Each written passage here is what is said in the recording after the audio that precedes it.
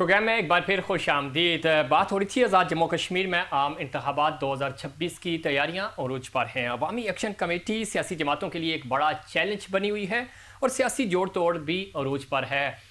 इस पूरे माहौल में हम देखें तो एक सियासी गहमा गहमी बनी हुई है आज़ाद कश्मीर में, और सियासी तौर पर नौजवान क़यादत बहुत मुतहर्रिक नज़र आ रही है। अगर हम कश्मीर की बात करें तो कश्मीर में इलेक्शंस एक फेस्टिवल के तौर पे देखे जाते हैं और हमेशा कोशिश की जाती है कि कश्मीर के इलेक्शंस को लोग एक फेस्टिवल के तौर पे एंजॉय करते हैं और बड़ा बढ़ चढ़कर इसमें हिस्सा भी लेते हैं। इस पर आज बात करेंगे। हमारे साथ मौजूद हैं नौजवान रहनुमा है सरदार उसामा जाहिद, मरकज़ी joint secretary PMLN Azad Jammu and Kashmir. Usama, खुशामदीद कहते हैं आपको शो में। उनके साथ मौजूद हैं सैयद खुर्शीद बुखारी साहब, मशीर हैं वज़ीर आज़म आज़ाद जम्मू कश्मीर के बराए ओवरसीज़ कश्मीरी। खुर्शीद बुखारी साहब, खुश आमदीद कहते हैं आपको भी शो में। जी शुक्रिया जनाब, बहुत बहुत शुक्रिया आपका। गुफ्तगू का आगाज़ आपसे करते हैं। किस तरह देखते हैं, बड़ी गहमा गहमी है और आज़ाद कश्मीर में ज़ाहिर है आम इंतखाबात 2026 की तैयारियाँ अरूज पर हैं। आपको हम देख रहे हैं, ज़ाहिर है हम देखते हैं थ्रू आउट अपने हल्के में भी और सोशली बड़े एक्टिव रहे थ्रू आउट। अब आप इलेक्शन में हिस्सा भी लेने जा रहे हैं। क्या देखते हैं, क्या नई सोच है और किस नए अज़्म के साथ आगे बढ़ रहे हैं? बिस्मिल्लाहिर्रहमानिर्रहीम। बहुत शुक्रिया आपका। आपको मालूम है कि आज़ाद कश्मीर में आम इंतखाबात जो है बिल्कुल उसकी गहमा गहमी है, दंगल बन चुका है। जिस तरह 2021 के इंतखाबात से मैं शुरू करता हूँ कि 2021 में आज़ाद कश्मीर के अंदर एक ऐसी जमात को हुक्मरानी दी गई जो आ गई, जिनका एक जो तर्ज सियासत था वो गालम गलोच से शुरू हुआ, लोगों की किरदार कशी से और लोगों को टॉर्चर करना और उनकी सिर्फ और सिर्फ किरदार कशी करना, गालम गलोच के कल्चर को इंट्रोड्यूस किया गया। तो उसका नतीजा ये हुआ कि आज़ाद कश्मीर में वो अपनी हुकूमत के खिलाफ तहरीक अदम एतमाद लाते रहे, जो उनने पहले वजीर आजम को 8 माह के काम करने दिया और 8 माह बाद चेंज कर दिया। उसके बाद फिर एक और वजीर आजम साहब आए और उनने भी उसी तरह किया और वो अदालती तरीका से घर से लगे। फिर उसके बाद उनके फॉरवर्ड ब्लॉक एक बन गया, क्योंकि सियासी नाबंदों की एक हुकूमत थी। जी जी। वो उसी तरह एक फॉरवर्ड ब्लॉक बन के फिर वो एक ऐसी गवर्नमेंट जो आज़ाद कश्मीर में, कि जो आज़ाद कश्मीर बड़ा रवादार लोग हैं आज़ाद कश्मीर के, और आज़ाद कश्मीर में भाईचारे की, अखुवत की, रवादारी की सियासत को हमेशा फ्लो किया गया। लेकिन फिर बदकिस्मती से एक ऐसे वजीर आजम साहब आ गए और एक ऐसी पार्टी से जिनका ताल्लुक था, जिनको फॉरवर्ड ब्लॉक का नाम देकर वजीर आजम आज़ाद कश्मीर बना दिया गया। और उनकी उस वजह से आज़ाद कश्मीर के अंदर एक क्योंकि ऑपोजिशन खत्म हो चुकी थी, जिसकी वजह से अवामी एक्शन कमेटी जैसी एक तहरीक जो है वो सामने आई, जो लोगों के मसाइल से शुरू हुई। इसमें उसामा, मैं इसके ऊपर भी आऊँगा कि अवामी एक्शन कमेटी कितना बड़ा चैलेंज बनी हुई है वहाँ पॉलिटिकल पार्टीज़ के लिए, और किस तरह अवामी सतह पे उसको पजीराई भी मिल रही है, और क्या वो एक वाकई में एक कोई अपसेट करेंगे ये लोग। मैं आपकी तरफ आऊँगा, लेकिन हमारे साथ मौजूद है सैयद खुर्शीद बुखारी साहब, उनका पॉइंट ऑफ व्यू भी शामिल करते हैं। बुखारी साहब, किस तरह देखते हैं कश्मीर में, चूँकि इलेक्शन से पहले 9 जून की कॉल दी हुई है एक्शन कमेटी ने, उनके अवामी एक्शन कमेटी ने मुतालबात रखे थे। ज़रा एक सियासी चैलेंज बना हुआ है और बड़ा चैलेंज है अवामी एक्शन कमेटी, बहुत बड़ा प्रेशर है आज़ाद कश्मीर की सियासत में, और जब से हम देख रहे हैं एक्शन कमेटी वजूद में आई और वो प्रेशर बिल्ड कर रही है। मौजूदा प्राइम मिनिस्टर के ऊपर भी प्रेशर है, चूँकि बराह रास्त इन्होंने कुछ कमिटमेंट्स की थी अवामी एक्शन कमेटी से। आप ज़रा उनके तर्जुमान हैं, किस तरह देखते हैं ये कितना बड़ा चैलेंज है और कैसे इस चैलेंज से नबरआज़मा होंगे आप? जी बिस्मिल्लाहिर्रहमानिर्रहीम।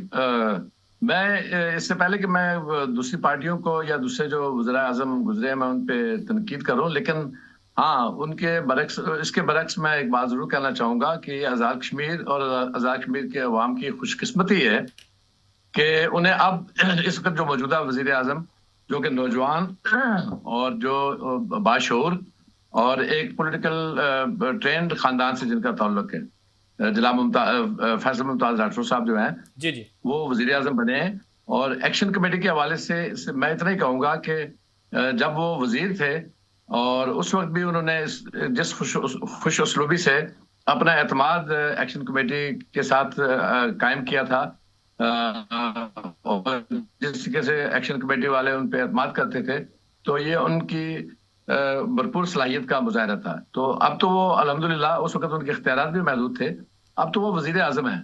और उन्होंने वैसे वजीर आजम जो है वो अपने बहुत सारे जो उनके जो वादे वहीद उन्होंने किए थे, मेरा ख्याल है 99% तो उन्होंने उन मामलात को जो है वो मान लिया और हल भी किया।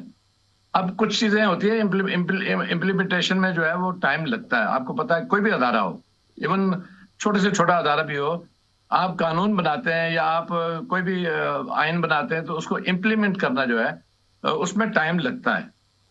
कुछ तो लोगों को आदी करना होता है, कुछ अदारों को जो है वो उससे रुशनास कराना होता है, और उनको जो है वो मामलात हल करने के लिए या उन तकालीफ को या वो जो प्रॉब्लम्स है उनको हल करने के लिए जो है वो उनको उस डगर पे लाना, ये का एक बेहतरीन अमल होता है, जो कि फैसल मुमताज राठौर साहब में बात मौजूद है। तो मैं ये कहूँगा सर कि ये खुशकिस्मती है आज़ाद कश्मीर की के अवाम की और पाकिस्तान की के एक ऐसा मंजा हुआ सियासतदान जिनके वालिद भी बहुत ही मंजे हुए थे, तो उनको तो ये पैदाइशी तौर पर इस तरह की बुखारी साहब बिल्कुल मिली ठीक कह रहे हैं, एक लेगेसी है और इस लेगेसी का भी एक प्रेशर है खुद प्राइम मिनिस्टर के ऊपर, चूंकि अगर वो परफॉर्म नहीं करेंगे तो लोग उनको उनकी नजर से ही देख रहे हैं, और ये एक बड़ा चैलेंज भी होगा। नहीं करेंगे। देखिए, ये आप कैसे, ये मैं आपकी कतई कलामी की माफी चाहता हूँ फीस साहब, आपकी इस बात से मुझे इख्तिलाफ है। नहीं करेंगे क्या मतलब, उन्होंने करके दिखाया। 5 महीने में वो काम किया जो आज तक कोई प्राइम मिनिस्टर इतनी कलील मुद्दत में वो काम क्या है उसके नजदीक भी नहीं जा सका।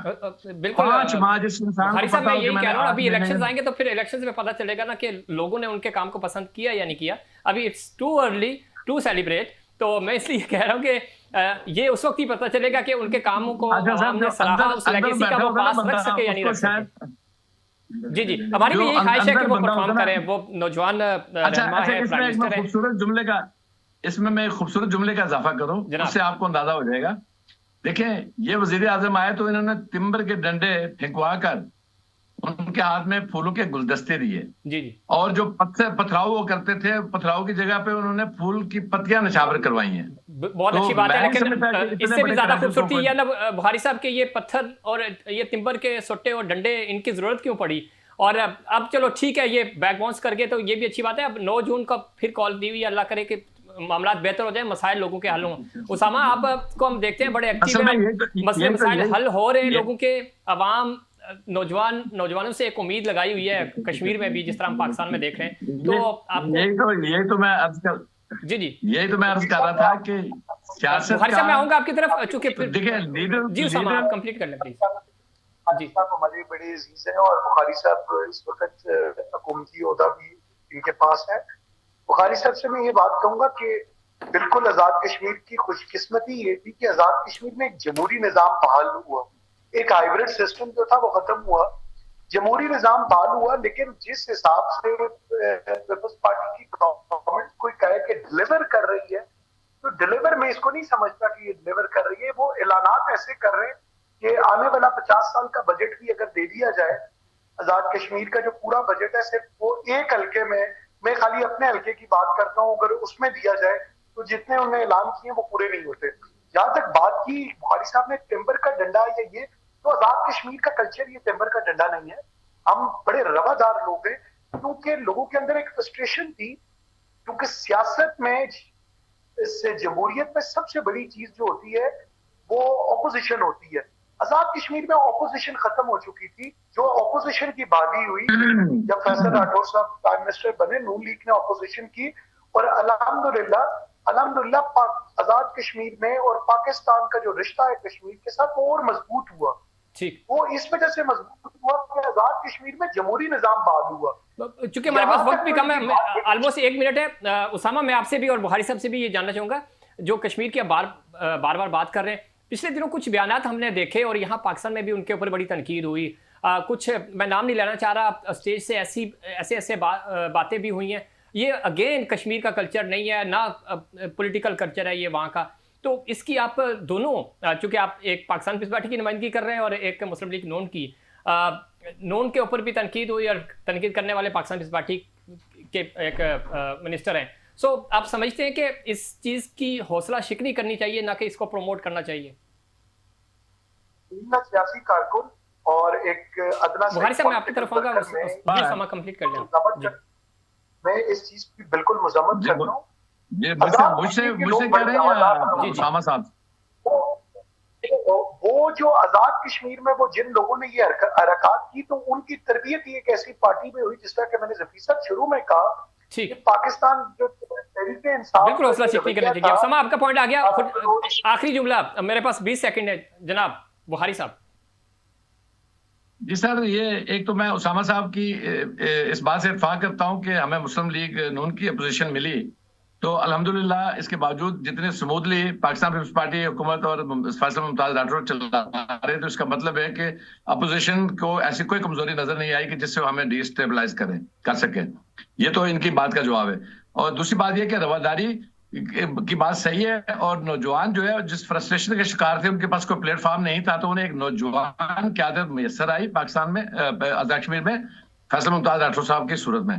और ऐलानात जो है वो रातों रात तो पूरे नहीं होते। ये इनका कहना कतई गलत है कि भाई इतना बड़ा बजट कोई भी अपने हाथ से तजावुज नहीं कर सकता। बहुत से ऐलानात जो है वो कैबिनेट की मुतफिका जो मशावरत से हुए। बिल्कुल ठीक है। तो बुखारी साहब जाते जाते ये भी बता दें कि 9 जून से पहले सेटल हो जाएंगे मामलात, एक्शन कमेटी को सड़कों पे नहीं आना पड़ेगा।